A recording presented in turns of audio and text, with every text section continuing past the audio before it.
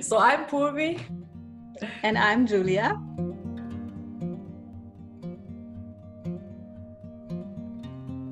Okay, welcome to chapter 3 of our wisdom workshop. Welcome, Julia. Hi, Purvi. Hi, good to see you again. Yes.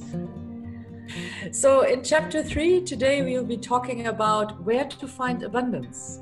And here I would also start with a quote from Lao Tzu, which says, when you realize there is nothing lacking, the whole world belongs to you. Getting the connection of the last chapter where we spoke about attachment, I believe that through attachment we do not realize in how much abundance we actually live in. And we already have, and let me say it with a small smiley by saying how much we possess. It's actually, again, a word which is related to attachment, but it's already within us. And how can we distinguish between external abundance and internal abundance? And is there actually a real difference? That is the question which comes up. And looking right now at the external abundance we live in, we are trained to stick to the materialistic world. You know, we believe that abundance comes from external factors, especially from rich people. Whenever I see documentations of how much they have, and they show that they bought their 6th sports car, they have their 50th handbag, and their 232nd pair of shoes, and so on. They believe that this is abundance, you know, and everyone is very much impressed and say, wow, they have achieved so much. And also people who have opened their 6th business, which is well running. I sometimes have really the feeling, what is the driver that people believe that this is fulfilling them? And in order to receive acknowledgement, I think so, because they wouldn't get it otherwise, might be the driver, or maybe other reasons. It's I think something which is very deep rooted. And I have also learned through the work which I do in constellation work, for example, that there are often reasons that lie in the past, maybe through wrong role models, through having the feeling I'm not enough or I'm not good enough for my parents, and so on. I don't know what your experiences are, Julia. We are brought up in this world, and I always say with the Neolithic revolution, we lost the connection to things, to nature, to the planet, because we started creating slavery and ownership. And then came the Industrial Revolution, and there we started to create competition, and we lost the connection towards one another. And along the way, we of course lost the connection towards our insides. So even if we are connected, I call it the disconnectedness in the interconnectedness. We are all connected, and at the same time, we have no sensation. We are not feeling this connection anymore. If we would know that we are everything that is around us, and everything that is around us is within us. And even though we have these separate shapes, we still are all, have all, can do all, everything, know everything. So yes, upbringing brought us where we are, into a world of competition, in trying to get status, wanting to be seen by others, because we are not connected and we are not feeling well within ourselves. For some reason, we are not rewarding us as much as our neurohormones need it. So this inner abundance we lose by losing connection to ourselves, by rewarding ourselves, by being good to ourselves, by loving ourselves. And then we need to find it somewhere in the external surroundings, and we somehow don't get it the way we assume that we need to get it. If I look at neurohormones like oxytocin, dopamine, opioids, so these are our lucky hormones. They get created by social closeness, by togetherness, by doing sports, by being rewarded. And all these things happen normally in life, but I think there is this discrepancy between desire and needs. What do we need and what do we desire?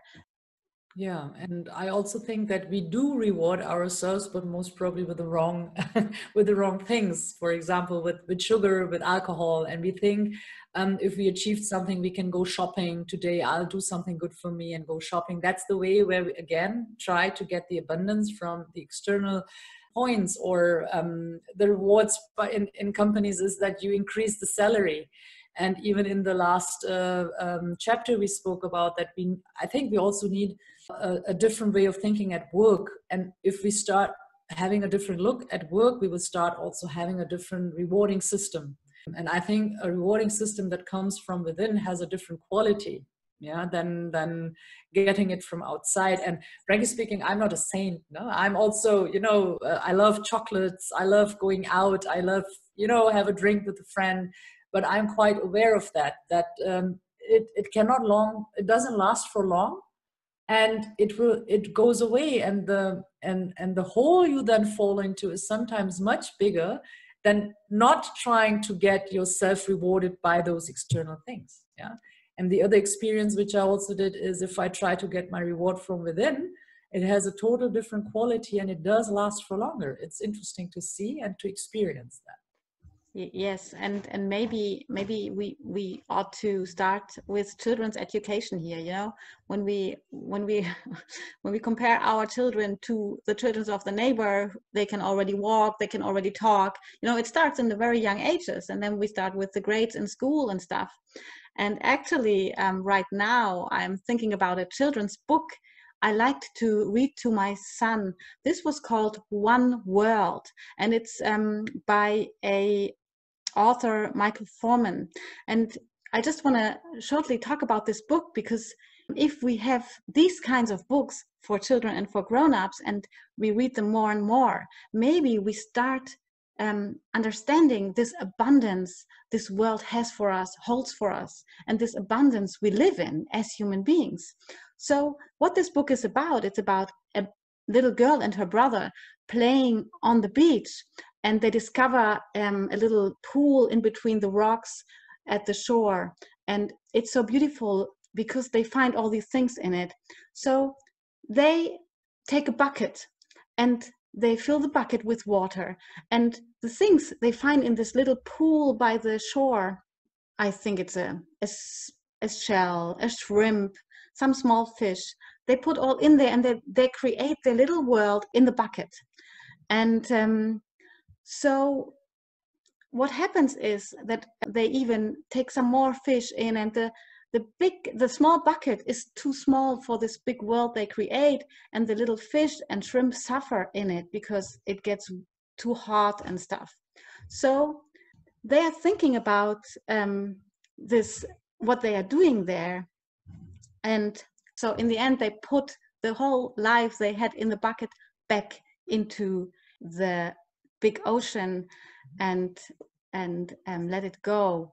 And then in the evening they look in the stars and they look in the sky, and they understand that this beauty, that we cannot hold the world in this bucket, that our world is just as a place we share with all other beings, and there's nothing we ought to keep in a bucket for ourselves. And so in the end it says, and I like it so much, and there is a quote, it says, that moment they decided they would do everything they could do to protect their precious world and the creatures in it. After all, they all lived in one world, and that world too they held in their hands.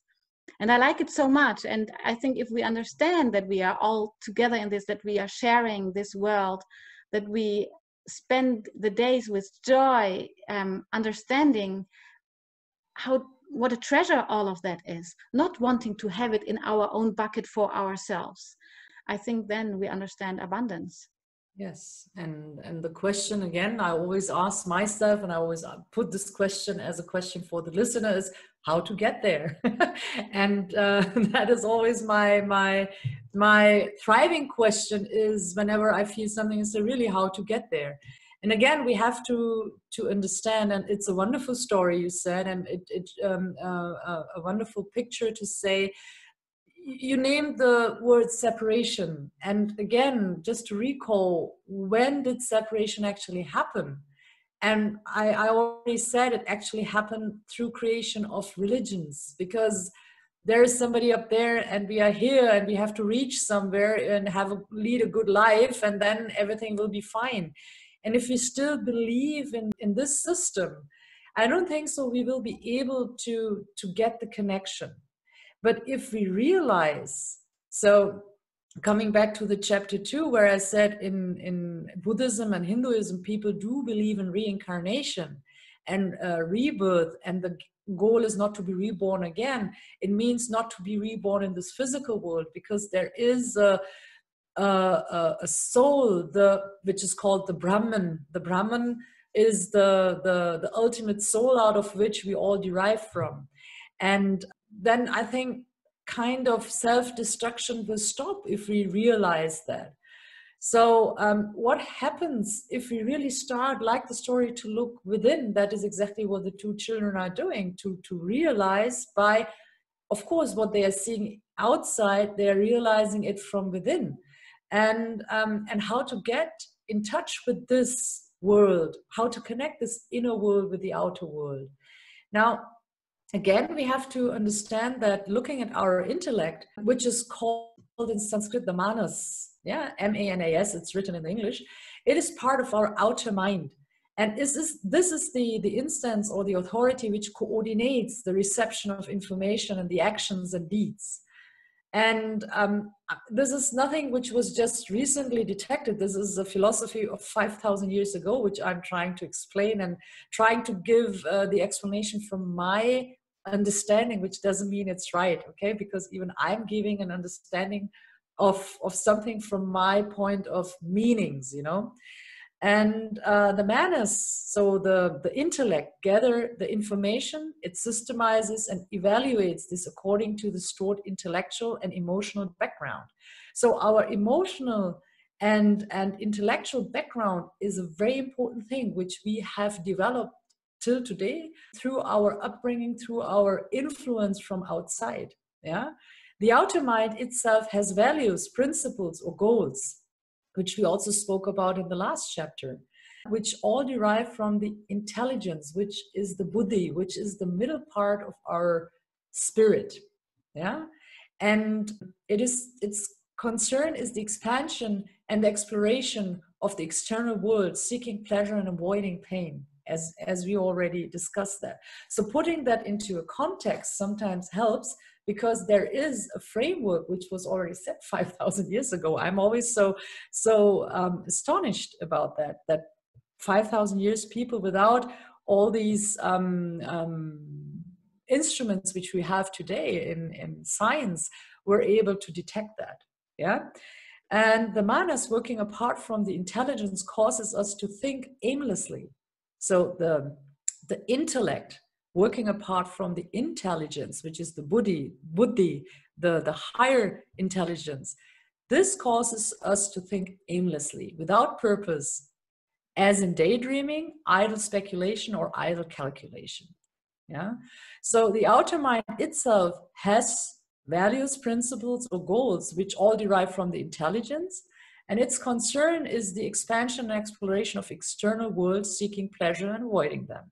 So its purpose is to afford us experience in the realm of the sense, not establishing lasting values. That is also very interesting. So these values will not last. It is somewhere else. And as long as we operate on this level, we are purely sensate creatures. So if we now try to connect ourselves with the intelligence, the buddhi, and not only work with the intellect, and try to connect them. And this is how, for example, not only meditation, but looking into the inner world, that can support us and help us to get there and then find the connection. Because I believe very much that we have internalized very, very well in all these centuries how it works to be connected to the outer world. And we should not forget that, because the outer world is also important. There is a reason why the intellect exists. Yeah. But we have forgotten how to use the inner intelligences. There are different levels. We'll talk later, but I'm just right now talking about the buddhi, which is the middle area of our spirit. So this is something which we have to explore more. I think so. When we talk about religions and say separation happened in religions, isn't it that we are saying that the higher self is within us? So isn't it just a way to interpret religion to go into the separated thing? And don't we need to separate in order to understand how to integrate? I mean, isn't it just a way, a path, or isn't it just a path on the journey to really understand what this being connected, all is one means? Don't we just need to go through these steps and allow them to happen? I think it depends on how you define religion.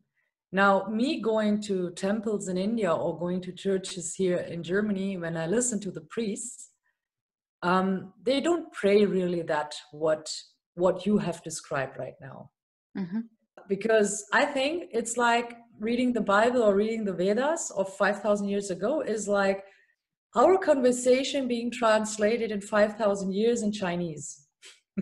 And then, and then how you interpret your the words you read. It's like, as I said, what I'm trying to explain is from my explanation or my understanding, but it doesn't mean it's right. And I don't say it's right. It's just the way how I understand it. And I know many other people, and looking at the priests and religious leaders or so-called religious leaders, who to a certain extent misuse that. That's why I have a problem with the word itself, religion. Yeah, because it was created in my understanding to control the people and to also have power to others. So you look up to a priest, you respect, but looking up and respecting is again something a little bit different. Yeah, and you obey to that what they say.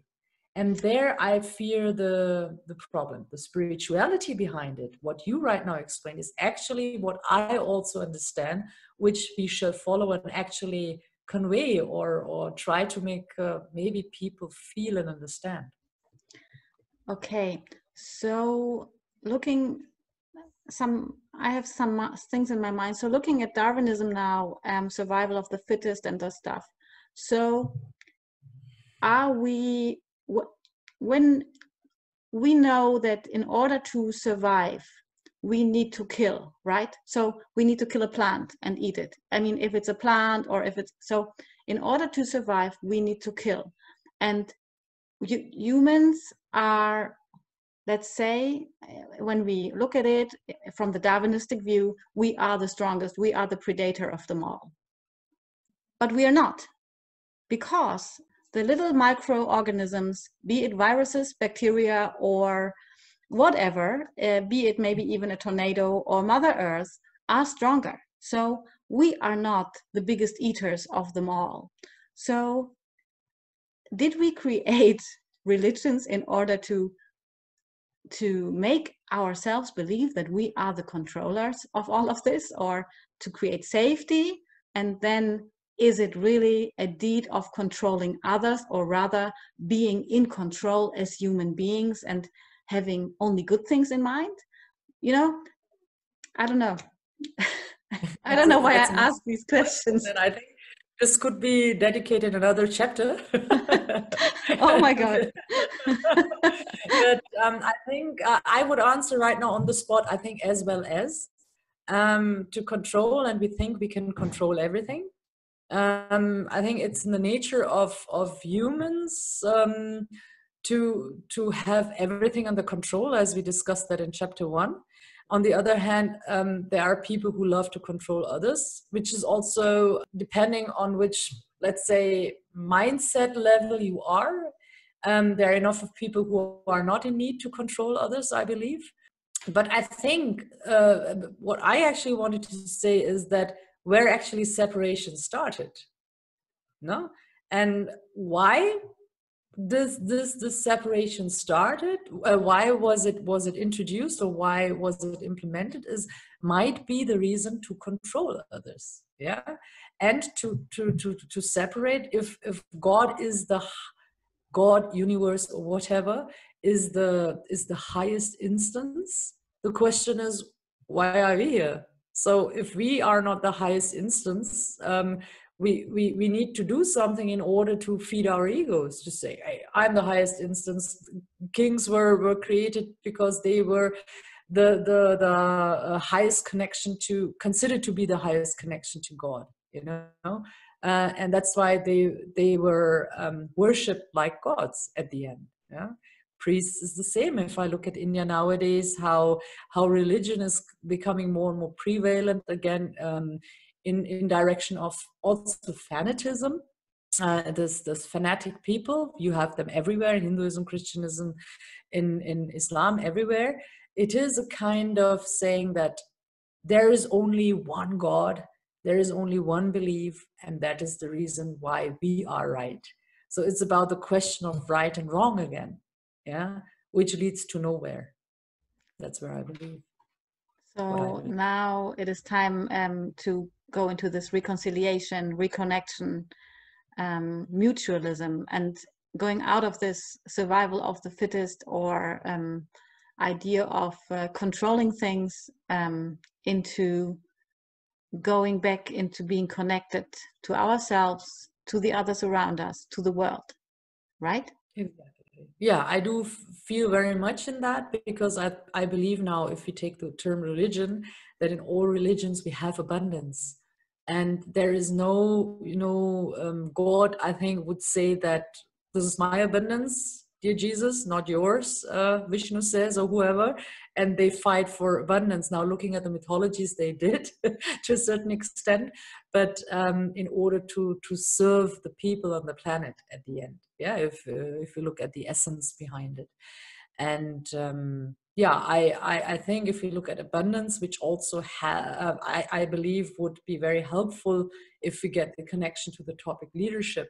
Yeah, that if we have leaders who understand that to support your co-workers, to support your employees by offering them all the possibilities, and even if they do maybe better than they are, and climb up the career steps in a faster way than they did, it is stepping back or going out of the ego and saying, hey, we all won, and through me, not through me, through me, you were able to go there, and through you something new will emerge. This is, I think, kind of leadership in politics, economics we need, because abundance is there for everyone. It's very nice, because now I think about my mother, who just read a book about Hinduism, and she told me about the 4 laws of Hinduism, and I think I can just add them to this abundance idea, and let's see if the 4 laws I have in my mind are right. So the first is, the person you meet is always the right person. And my mother says it means that no one enters our lives at random. All people who surround us, who interact with us, stand for something, either to teach us something or to help us move forward. So the second law is, what happens is the only thing that could happen. So nothing, absolutely nothing of what happens to us could have been different, not even an insignificant detail. So if I had done this different, this would have gone different. So it's only, everything is perfect. We just need to accept it. So the third law is, every moment in which the thing happens is the right moment. Everything begins at the right moment. And the last thing is, what is finished is finished. As simple as that. When something ends in our life, it serves our development.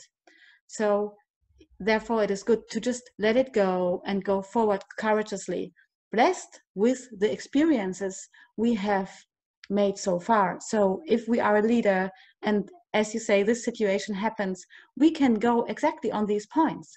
Everything happens for a reason. It is a lesson I have learned, and now I can let go. I can give this other person this control I had, and I keep on going my way in another way. So yeah. Yeah, that's these 4 laws are wonderful, and thank you for recalling because I also don't have them always in my mind, but it's right, and it really fits perfectly into our lives and into the philosophy we are right now looking at and trying to speak about. Yeah, thank you for sharing this. Thank you, Mama. Yeah, thank you to your mother. That's true. Yeah. Good. So I think we are done for this topic, and I could really speak longer and longer, but we have many chapters to come. So I thank you again very much, Julia, for your time. I have one question. What is actually, since we are talking about ancient wisdoms, what is wisdom for you? What is wisdom for me? Yes. Everything that I carry within and that I intuitively let out whenever it wants to come out. I have nothing else what I could call wisdom. What about you?